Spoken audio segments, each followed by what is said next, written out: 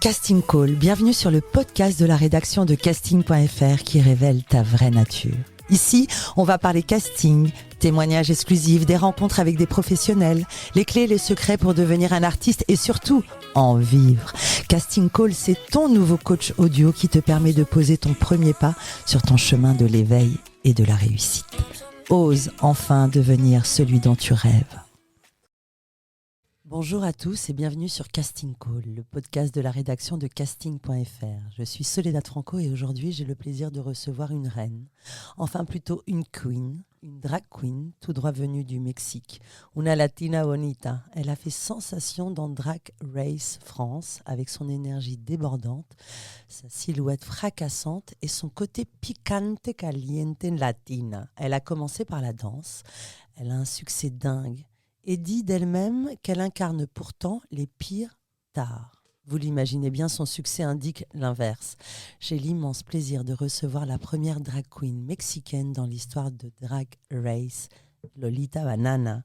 Bonjour. Oli, buenos días. Qué bonita introducción, qué jolie introduction. C'était très joli, merci. Gracias Lolita Banana d'être avec nous. Lolita Banana, la devise de ce podcast est « Ose devenir celui dont tu rêves ». Qu'en est-il pour toi ici en mai 2023 ? Est-ce que tu es à ta place ? Est-ce que tu rêvais d'être celle que tu es aujourd'hui ?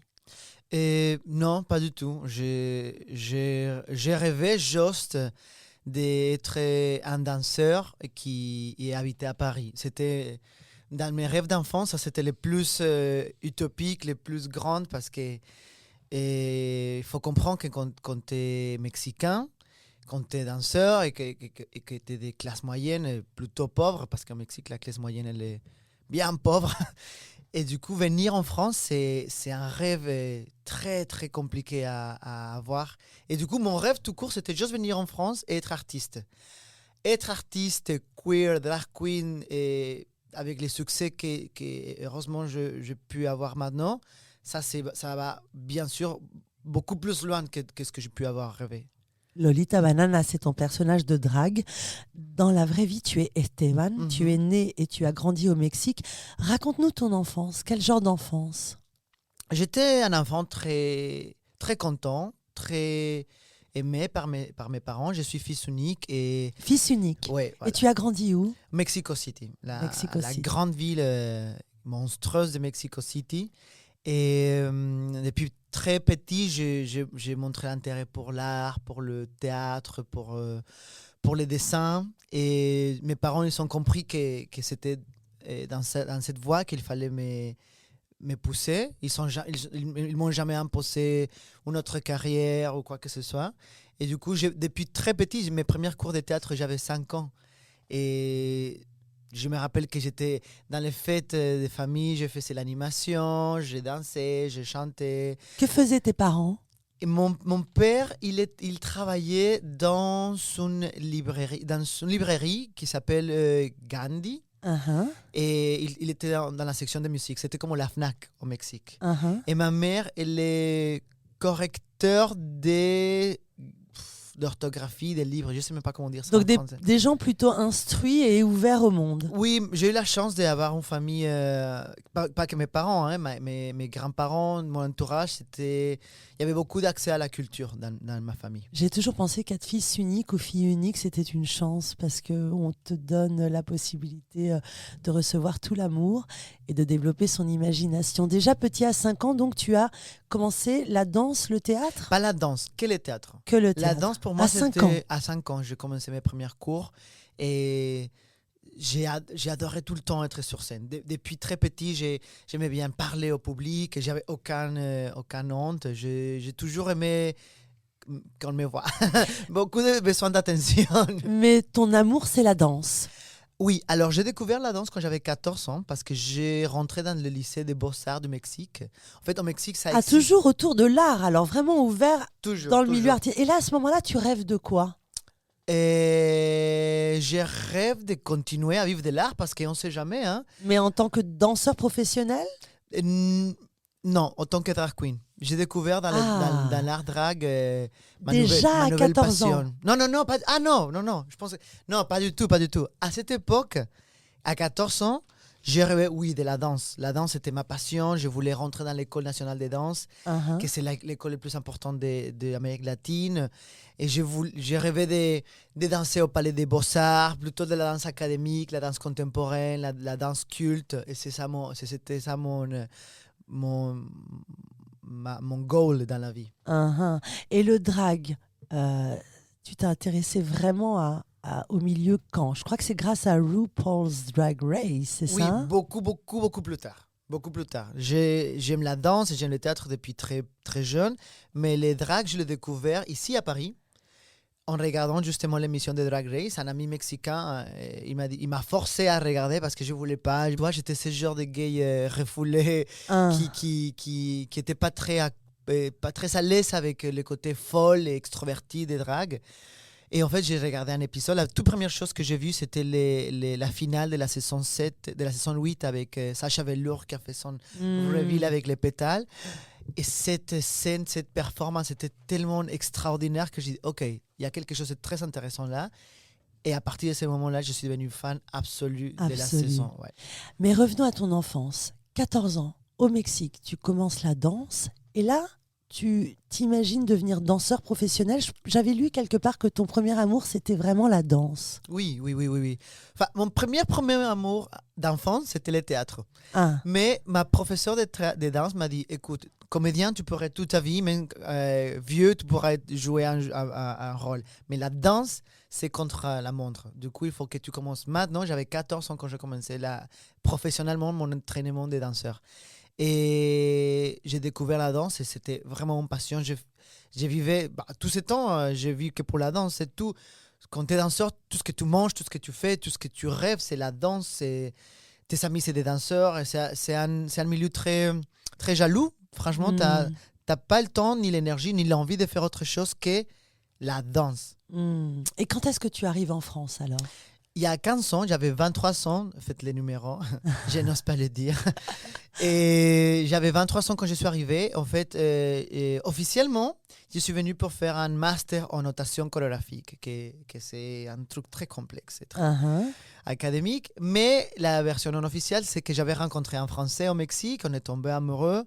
L'amour, toujours. Voilà, le Français, la ville de l'amour, évidemment. Je suis tombé sur le charme d'un Français au Mexique. Et je suis venu avec lui. Évidemment, tu ne peux pas demander ton visa parce que tu es amoureux.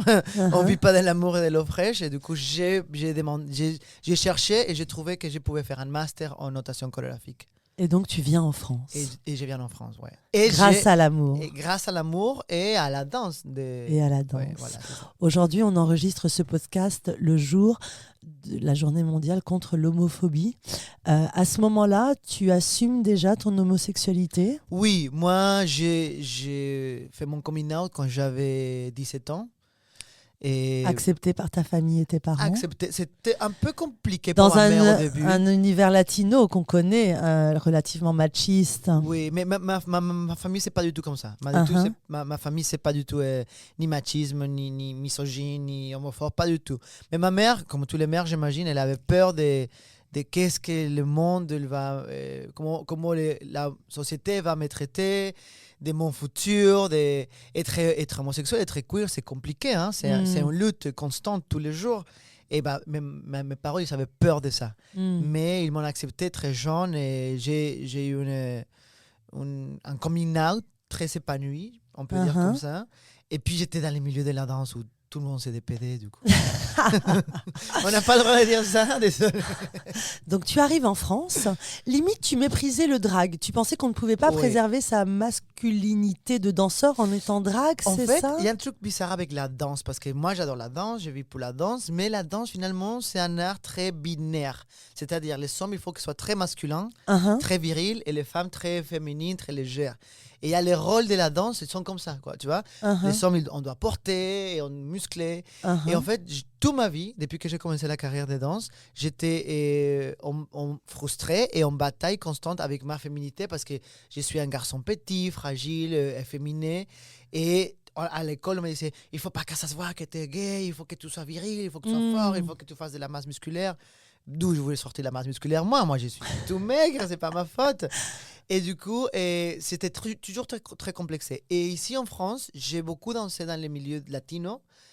Moi, j'ai donné des cours de salsa. Je suis devenu plutôt danseur professionnel de salsa et tout ça. Incroyable. Que c'est encore plus binaire et machiste. Et là, il y a les codes Et vraiment 100% masculin. Et la complètement. relation à la femme aussi. Parce que Exactement. dans la salsa, on attrape la Et il y a femme. les côtés guidage, Mm. suivre et tout ça, que j'avoue, j'adore danser la salsa et j'adore connecter avec ma fragmentation drag king viril. J'adore danser salsa avec des femmes. J'aime pas trop danser salsa avec des hommes. J'adore danser. C'est aussi un autre côté d'Esteban. Mais Le paradoxe qui oui, revient tellement souvent. Mais on est ici. tous comme ça. Hein, Absolument. Et we all born naked and the dress is drag. Uh-huh. Comme on dirait RuPaul. Et en fait, le drag, il m'a aidé à faire la paix avec mon côté féminin. Mm. Que pendant des années, la danse m'a obligé à refuler et à cacher. Et bien justement, le drag m'a aidé à dire, ah ben, je peux danser et être folle et féminine et il n'y a pas de problème. Et du coup, ça m'a ouvert tout un nouveau univers de possibilités et d'expression.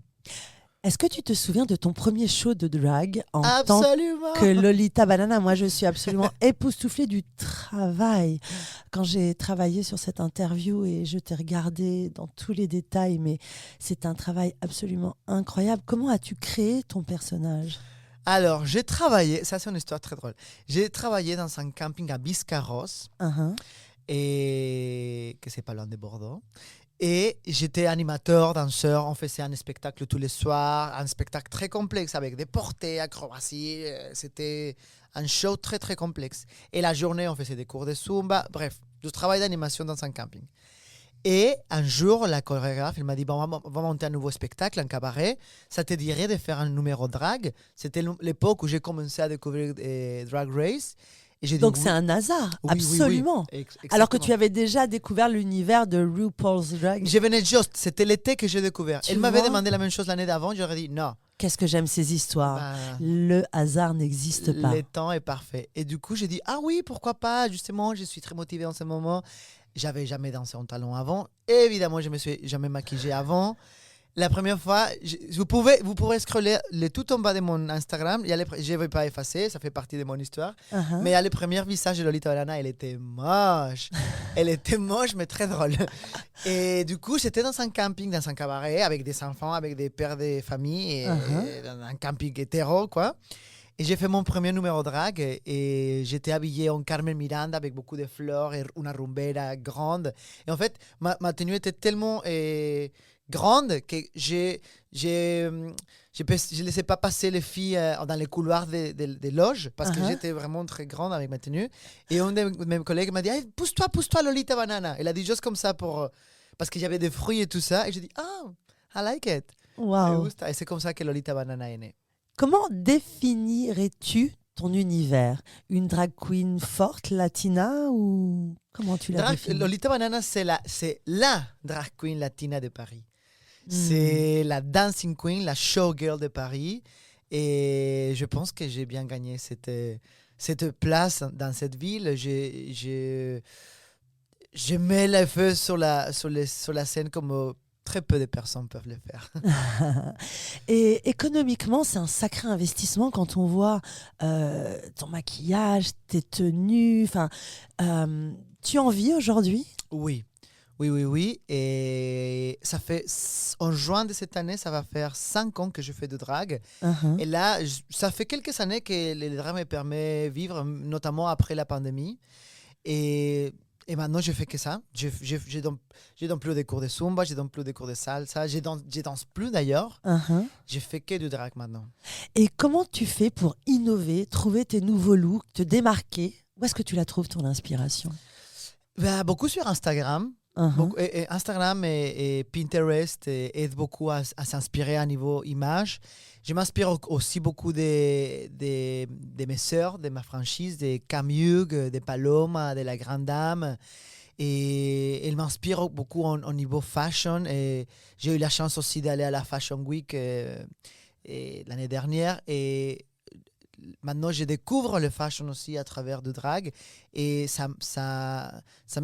c'est beaucoup de stimulation visuelle qui me permet à penser à des nouveaux trucs. Mais j'avoue que la chose qui me passionne le plus, au-delà du fashion, au-delà du maquillage, au-delà du look, c'est la scène. C'est la C'est scène. monter sur scène, danser et créer un nouveau spectacle, apprendre une nouvelle chanson, créer une nouvelle chorégraphie. Vraiment, c'est ça qui me passionne. Tu as été inspiré par RuPaul's Drag Race, tu le dis toujours, et tu fais partie des candidates de la première édition de Drag Race France. Comment as-tu été approché? C'était un casting? Comment ça se passe pour participer à ce genre de show? Oui, c'était un casting ouvert. Ah, C'est drôle parce que moi, j'étais au Mexique le 16 novembre de 2019, je ne sais plus, il y a 2 ans. uh-huh. Et j'ai fait la fête, on a fini Gueule de Bois, j'étais avec mon copain au Mexique. Le lendemain, on se réveille et je me réveille avec la nouvelle de que Drag Race France arrive et cherche la drag queen. Incroyable. Il était waouh. Du coup, Tu l'as vu où, ce casting? sur Instagram. Sur Instagram. Sur Instagram, exactement. Et j'ai envoyé directement ma candidature et le reste, c'est de l'histoire. Et quel souvenir retiens-tu de cette expérience? Waouh, c'est la meilleure expérience de ma vie. Ça m'a changé la vie. Qu'est-ce que je retiens? C'est avoir trouvé une famille drag, une famille queer, que c'est mes sœurs. Tu sais, quand tu es latino, quand tu es immigrant, c'est toujours compliqué à trouver, à faire partie de quelque chose. Évidemment, j'ai beaucoup d'amis latinos ici. J'ai des amis uruguayos, vénézuéliens, cubanos, que c'est mes amis, que c'est ma famille ici. Mais la famille queer, c'est autre chose, plus puissant. Et justement, j'ai parlé hier avec mes sœurs. J'ai mes sœurs pour le reste de ma vie. Et je suis très fier de faire partie de cette première promotion de Drag Race, que c'est une saison légendaire. Il y a des épreuves cultes comme le Snatch Game et bien sûr les lip sync. Lip sync, j'arrive pas à le dire. On va parler d'une séquence qui, on peut le dire, est devenue culte. Tu as affronté la Big Bertha sur Corps, disent-eux, une chanson qui nous parle et qui nous touche tous. Elle parle des faiblesses, du manque de confiance en soi. Tout le monde était en larmes, toi y compris. Tu as retiré ta perruque et tu t'es rasé la tête. Ça m'a marqué. Est-ce que tu te souviens, j'en ai des frissons quand j'en parle, est-ce que tu te souviens de ce que tu ressentais et pourquoi c'était si fort ce moment-là? Ah, putain, on me demande à chaque fois la même chose et à chaque fois ça me fait aussi des frissons. Et j'arrive pas à regarder cette vidéo, d'ailleurs. Mais qu'est-ce qui s'est passé? Raconte. Je suis devenu fou. Je suis devenu folle comme Britney Spears. Je me suis rasé la tête aussi. En fait, ces jours-là, c'était très compliqué. Il faut comprendre que quand tu tournes de Drag Race, tu es enfermé pendant un mois et tu es complètement isolé du monde et tu es dans le stress de la compétition. Et avec tes monstres internes, est-ce que il faut que je sois là, et je suis à ma place, est-ce que je sais qu'il faut pour être ici. En plus, moi, en tant qu'immigrant, j'étais vraiment avec le syndrome de l'imposteur. Qu'est-ce que je suis en train de faire? On en reviendra, ce sujet du syndrome de l'imposteur chez toi. Complètement. Et du coup, ces jours-là, en plus, Nikki Doll a demandé aux filles, s'il y a quelqu'un qui doit partir aujourd'hui, ça serait qui? Et tous les filles ont dit mon prénom.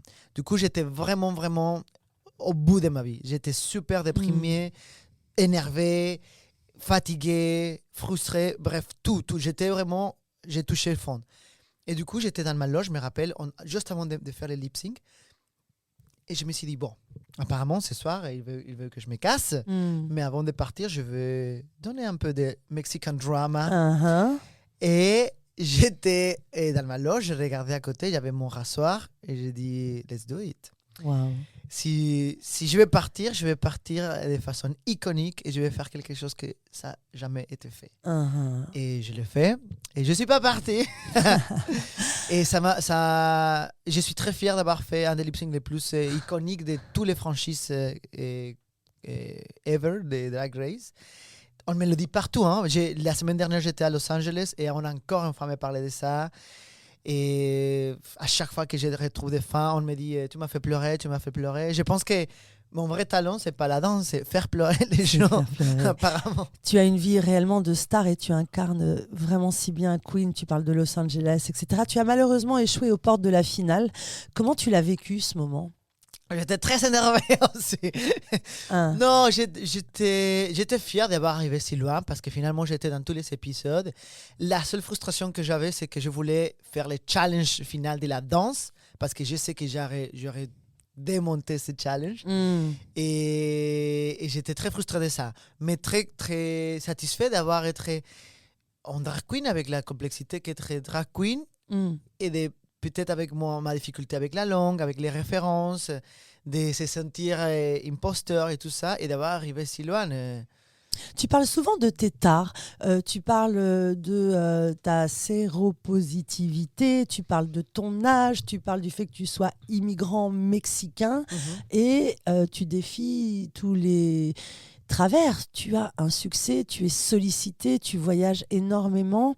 Cette notoriété, tu la mets au service d'une cause. J'ai l'impression que tu veux te faire le porte-parole de gens différents. Qu'est-ce que tu peux m'en dire ? Quand j'ai parlé de ma séropositivité et quand je parle d'être immigrant et quand je parle d'être queer et tout ça... Tu parles même de ton âge. Oui, non, ça, je ne parle pas de ça. Si tu en parles, j'ai déjà entendu. Oui, non, parce que bah, là, vous ne voyez pas ma peau, mais en fait, j'ai un très beau... Tu es très beau. Merci beaucoup. Non, mais vraiment, il est très, très beau. Tu as des belles dents, tu es beau, tu as une... Merci. Tout est beau. refait en Colombie. Non. non, mais je prends soin. Mais en fait, à chaque fois, je parle justement que tous les soirs, je me fais un petit moment, un petit rituel de beauté. Je mets tous mes crèmes et je prends mon médicament, mon cachet et la trithérapie tous les soirs. Et c'est un moment d'amour envers moi-même. Et c'est super important pour moi, ces moments. Et je pense que ça m'aide à avoir une bonne hygiène de vie et ça m'aide à continuer. Mais je te disais qu'en fait, quand je parle de tout ça, c'est pas pour me faire les martyrs. Pas du tout. Je suis immigrant et regardez comment j'ai réussi à C'est percer. pour donner de malgré l'espoir. ça. Moi, je l'entends comme ça. C'est pour donner l'espoir, mais surtout pour montrer qu'on peut être immigrant et séropositif et latino et queer et moreno et avoir beaucoup de difficultés on peut penser que c'est des difficultés et on peut avoir tout ça et avoir une vie heureuse et en fait je pense que mon histoire c'est une histoire de je vais pas me la péter mais c'est une histoire de succès. Absolument. Et en fait j'ai envie que les gens disent ah moi aussi je suis comme ça ou comme ça j'ai quelque chose et je peux aussi imaginer avoir une vie et une carrière avec du succès et en fait c'est important de montrer que nous les vies queer c'est pas que des tragédies c'est pas que des histoires tristes et qu'on se fait frapper ou qu'on se fait non il y a aussi des histoires heureuses de la communauté queer et moi je trouve que mon histoire ça fait partie de ça. Et ton histoire, elle fait rêver. On va parler de la suite, Drag Race Mexico. Au final, c'est un véritable tremplin. L'émission a un succès fou. Et toi, tu as pu accéder à quelque chose d'encore mieux. On peut désormais l'annoncer. Tu vas être animatrice de Drag Race Mexico aux côtés de Valentina. Pour ceux qui ne la connaissent pas, elle a fait RuPaul's Drag Race aux États-Unis. Qu'est-ce que ça représente pour toi ? C'est n'importe quoi. C'est incroyable. Je suis tourné Drag Race France au début de l'année dernière. Et cette année, au début de l'année, je viens de tourner Drag Race Mexico. Un retour aux racines, c'est absolument merveilleux. C'est la folie dans tous les sens. Déjà à niveau carrière, à niveau succès, mais aussi à niveau exactement ce que tu dis. Retour à la base. J'étais bouleversé d'être dans mon pays en train de tourner ça. Dans mes meilleurs rêves, j'aurais jamais imaginé retourner dans mon pays dans ces situations. C'est absolument incroyable pour moi. As-tu conscience que tu fais un bien fou à tous ceux qui souffrent d'être soi-disant différents ? Tu célèbres la singularité avec majesté. Qu'est-ce qu'ils attendent de toi, ta famille, etc. au Mexique ? Comment es-tu attendu ? Ma mère, elle voudrait que je déménage chez elle de retour. Mais elle voudrait que je sois plus présent. Elle voudrait, j'ai un fils unique et je sais que je le manque beaucoup à mes parents. Et ils sont très contents de Drag Race Mexico, mais pas parce que j'ai fait Drag Race Mexico, mais parce que je vais aller au Mexico plus régulièrement. Et du coup, ils sont très, très heureux. Et ils sont très fiers de moi. Peu importe ce que je fasse, et ils vont toujours me montrer qu'ils sont fiers. Et ça ça fait un bien fou. Sur casting.fr, on parle souvent des spectacles où interviennent des drag queens. Quelle est la vie professionnelle, artistique d'une drag queen ? Là, on parle des shows, mais comment on fait pour gagner sa vie ? S'il y a un auditeur qui nous entend et qui rêve et qui a créé, imaginé un personnage, quel conseil tu peux donner à celui qui nous écoute et qui a déjà imaginé un personnage et qui n'ose pas ? Quel est le chemin ? Par où faut commencer et quelle est la vie artistique d'un drag queen ? Je pense qu'il faut commencer par respecter la profession, la discipline et l'art du drag. Souvent, je vois des drag queens qui s'amusent à se mettre en drag juste pour sortir en boîte et pour et faire la fête. C'est bien parce que aussi, les drags, c'est aussi une façon de faire la fête et une expression du genre. Mais je pense que si tu veux devenir drag professionnel, il faut arrêter de faire ça gratuitement. Il faut donner ses tarifs. Il faut même, si tu commences en baby drag, bon, tu commences avec la base, avec les SMIC drag. Mais baby drag. Baby drag. Explique-nous, parce qu'on ne connaît pas tout ça. Les baby drag, c'est les drags qui viennent de commencer, qui commencent, qui essayent et qui ne sont pas professionnels encore, mais qui peuvent le faire. Et les baby drag, je pense qu'il faut commencer à faire des petits boulots, quoi, mais qui soient payés, ou que tu fasses des échanges. En fait, si nous, les drags, on respecte et on crée des tarifs et on crée une espèce de franc commun de professionnalisation du drag, les gens qui vont nous employer, ils vont respecter l'art, ils vont payer ce que les drags coûtent, parce que les drags, c'est très cher. Évidemment, par tout ce que c'est la production, les perruques, les maquillages, les costumes, que c'est incroyablement cher, mais aussi par les risques physiques de danser dans des boîtes, tu peux glisser avec les boissons par terre, tu as tout le temps des gens bourrés, c'est une profession de risque finalement. Tu sors à 3h du matin de boîte, et on maquillé, c'est quand même risqué. Et tout ça, il faut que les employeurs ils soient conscients de la complexité de cet art, qui en plus demande de la danse, du théâtre, de la comédie, du chant. C'est quand même très très complexe et il faut payer à sa juste valeur. Mais ça commence par nous, les drag queens, à faire respecter ses tarifs et ses professions. Et alors, celui qui a inventé un personnage, qu'est-ce qu'il doit faire ? La première chose à faire pour se faire connaître ? Pour se faire connaître, à Paris, et aller dans les soirées de drag. Je pense que nous, les drag queens, il faut qu'on se prépare parce que tu ne peux pas demander un cachet aller de 500 € et juste te maquiller. Il faut savoir parler au public, il faut savoir prendre le micro, il faut savoir danser, il faut savoir marcher sur scène. Du coup, nous, les drag queens, on a la responsabilité de nous préparer. Et mettre 5 heures, 4 heures de maquillage, ça ne suffit pas. Parce qu'une fois que tu es maquillé, il y a aussi le contenu. 3-4 heures de maquillage ? Oui. Mais parfois 2h30. Allez, 2h30. Mais je peux prendre jusqu'à 5 heures si je suis à l'aise. Ton personnage fascine, ton personnage, moi, me scie. Nous avons reçu chez Casting Call de nombreux intervenants qui ont parlé des années 80, des années 90, les années sida, les années homosexualité, où c'était si difficile. Est-ce que tu peux dire qu'il y a un changement ? Est-ce qu'il est facile aujourd'hui, en France, en 2023, de s'assumer et d'être une drag queen, de parler de séropositivité, d'assumer son homosexualité, ou il y a encore des choses à faire ? Il y a encore des choses à faire. Il y a encore beaucoup de choses à faire. Évidemment, si on compare à les années 90 avec la pandémie du VIH, et heureusement que la médecine a évolué énormément et maintenant on peut être comme moi indétectable et intransmissible et avoir une vie amoureuse épanouie et plus mourir tout simplement. C'est pas du tout la tragédie qu'on a vécue dans les années 80, 90. On est loin de ça. En France, il y a encore des pays où c'est pas la même histoire. On a vu des images absolument horribles où Jean-Marie Le Pen proposait d'enfermer les gens. On salue Clémentine Sélarié qui a été la première à embrasser un séropositif. Mais donc pour toi en 2023, il y a encore des choses à faire ? Évidemment, la lutte n'est pas encore finie. Autant qu'il y a des pays où l'homosexualité il y a la peine de mort, il y a encore du travail à faire. Et pas que pour les homosexuels. Et je pense que dans la cause homosexuelle rentre la cause trans, évidemment. Il y a beaucoup de travail à faire par rapport à la visibilité de la communauté trans, des vies trans, des enfants trans, des adolescents trans. Et j'ai l'impression qu'aux États-Unis, ils sont en train de reculer, ils sont en train de partir en couille, pardon. et c'est n'importe quoi. Et la France, parfois, elle limite beaucoup les choses qui se passent aux États-Unis. Et ça me fait peur aussi. Et il faut comprendre, il faut que la société comprenne que les vies trans, c'est pas une mode, c'est pas un caprice, c'est pas un jeu. Ça existe des enfants trans. Et si toi, personne hétérosexuelle, que tu as envie d'avoir des enfants, il faut que tu penses que ton enfant, il peut être trans. Il faut que tu t'informes et que tu fasses tes recherches. En fait, tout le monde qui a envie de devenir parent devrait savoir qu'est-ce qui est un enfant trans.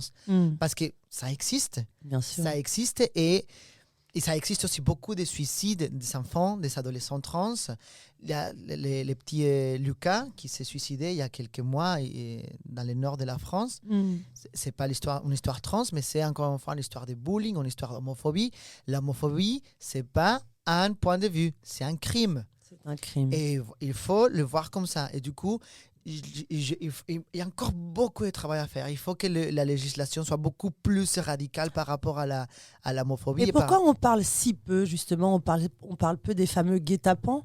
Il existe des crimes assez terrifiants. Je pense que les gouvernements, ils doivent penser que ce n'est pas en priorité, que c'est juste quelque chose qu'il faut penser en juin et que ça suffit de peindre les rues en arc-en-ciel pour que ça suffise. Non.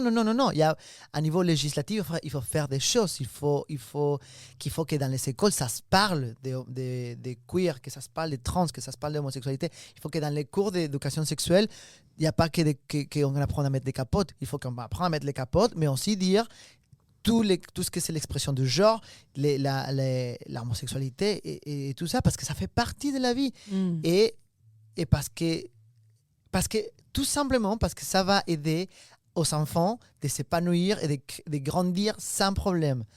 Combien de gens qu'on a rencontrés, des fans de Drag Race, ils nous ont dit « Si jamais j'aurais vu ça il y a 20 ans, si jamais j'aurais vu ça quand j'étais adolescent, ça m'aurait changé la vie. » Et je suis très content de savoir que maintenant, les enfants, ils ont accès à émissions comme Drag Race, ils ont accès à lecture des livres par drag, ils ont accès au Brunch and Queen, par exemple. On en avait parlé de ces lectures magnifiques. Dans mon brunch, ils viennent, les enfants, et j'adore les parents qui montrent ça, c'est l'art drag. Absolument. Parce que bien sûr que l'art drag, ça peut être très sexuel, et très érotique et tout ça, mais c'est tellement elles sont souvent vaste. très drôles. On est et toujours très drôle. On est toujours beaucoup très drôle. d'humour. J'adore pour faire pour les enfants, c'est génial. Et dis-moi, donc les drag queens les plus connus, reconnus et réputés sont souvent des États-Unis. Qu'en est-il d'ici, en France? Qu'est-ce que tu peux dire de notre troupe de drag queens? Et je trouve qu'en France, on a un art drag très polish. Comment on dit polish en français? Très lisse, puré, très pur, très propre à niveau de l'image. On a les meilleurs looks au monde, les meilleures perruques au monde. C'est la France, quoi. Et il y a un niveau visuel en France incroyable que je peux te dire, dans le reste du monde, il n'y en a pas. Peut-être en Thaïlande, ils ont aussi une image très évoluée, mais elle est différente. Et aux États-Unis, aussi, il y a un truc très calme, très kitsch. Mais ici, c'est le bon goût, c'est la haute couture. C'est l'élégance française. L'élégance française qui se marie parfaitement avec le drag. Et on fait des choses incroyables comme tout ce qui est calme, que la grande dame nous met à chaque fois. Tu te rends compte que la Fashion Week et les drags, maintenant, ils vont ensemble. C'est génial. C'est génial, ça. Fou. Et du coup, je peux dire qu'on a des icônes de drag en France. Évidemment, tous mes sœurs de la saison 1, mais aussi dans le sud, on a Mika Holly White à Nice.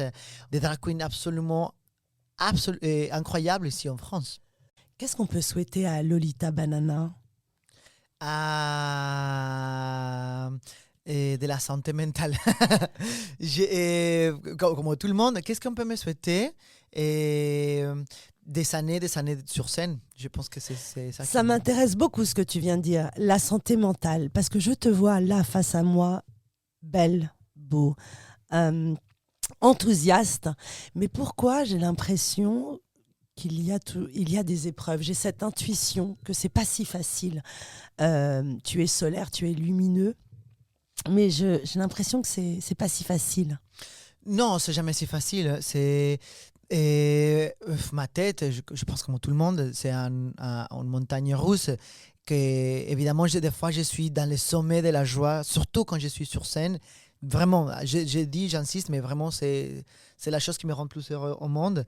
Mais aussi, là, par exemple, j'étais la semaine dernière à la Dracon à Los Angeles et ça m'a ému énormément d'être dans mon moment de gloire en train de présenter Drag Race Mexico avec toutes les caméras. Et de l'autre côté, dans le backstage, tous les gens qui travaillent, qui font les services, les femmes de ménage qui sont dans la cuisine, tous sont des Mexicains. De la même ville que ma grand-mère, beaucoup de gens de Michoacán. Et en fait, ça m'a ému beaucoup d'être dans un pays qui traite très mal les Latinos. Il y a beaucoup de racisme, un pays très raciste et très... en fait, il y avait beaucoup de paradoxes. Et c'est la première fois que j'étais aux États-Unis. Pendant des années, je n'ai jamais voulu aller aux États-Unis. Quand je suis parti de Mexique, je me suis dit la France, la France, la France. Et je ne regrette pas. Je n'ai jamais voulu aller aux États-Unis parce que j'avais peur de me faire maltraiter, d'être victime de racisme. J'avoue, c'était que du bien. C'était incroyable Los Angeles. Grâce à ton art. Grâce à mon art. Mais ce n'est pas le même sort que des autres latinos. Et de voir ça et de vivre les deux, les points opposés, ça m'a bouleversé. Je me rappelle un soir, il était 4 h du matin, j'ai appelé mon copain en train de pleurer. Je ne sais pas, qu'est-ce que je fais ici? En fait, c'est pour ça que j'ai dit la santé mentale, parce que quand tu es dans le milieu de le spectacle, qui était dans les lumières, tu reçois beaucoup d'amour d'un coup de 2000 personnes qui sont dans la scène devant toi, c'est incroyable. Et après, tu rentres tout seul dans ta chambre d'hôtel, et le vide, et tes angoisses, et tout ça revient d'un coup, et les contrastes, c'est très violent. On porte en nous ce paradoxe. Ce paradoxe est une force parce qu'elle te permet d'être créatif, et en même temps, parfois c'est lourd à porter. Tu parles de l'Amérique du Sud et l'Amérique du Nord, c'est l'histoire de toujours. On pense aux dictatures d'Amérique du Sud et tous ces pays qui ont lutté communistes, anarchistes contre le capitalisme américain. Justement, ce paradoxe, tu l'incarnes. Qu'est-ce que tu dirais au petit garçon Esteban, celui qui avait 5 ans au Mexique? Et je le dirais, continue comme ça. Tu vas faire ce que tu vas rêver, qu'est-ce que tu rêves. Tu vas habiter dans la ville la plus belle au monde. Tu vas te promener en vélo à côté de la Seine et tu vas être heureux. Et tu vas faire la chose que tu aimes le plus. Juste entraîne-toi, sois discipliné, prends des cours de chant. Et tu aimes la France. Alors ça fait du bien d'entendre ça dans un moment où on critique tellement notre pays. Qu'est-ce que tu peux nous dire de la France? La France, c'est un pays très complexe et avec beaucoup... Tu vois, quand on voit que les Francs populaires, ça s'appelle quoi? Les Francs populaires, non, Marine Le Pen, ça, se rapprochent de plus en plus, ils prennent de plus en plus force. Ça fait peur, hein. Je vais demander ma nationalité avant que Marine Le Pen passe, sinon c'est foutu. Mais en même temps, c'est un pays hyper accueillant. Moi, je reste ici justement grâce aux services de santé. Je vis grâce à ça. Je trouve que l'accueil que la France a eu avec moi, c'est incroyable. J'ai ma nouvelle famille ici, mon amoureux qui est ici. J'adore ce pays. Évidemment, quand je rentre au Mexique, je suis content de rentrer au Mexique, mais ça me manque la France parce que la France, c'est le pays que j'ai choisi. Ça va être la culture que j'ai choisie. Merci Lolita Banana, on te retrouve sur le Drag Race Mexico. Oui. Merci pour ce merveilleux moment. Merci à vous et... Hasta pronto. Adios.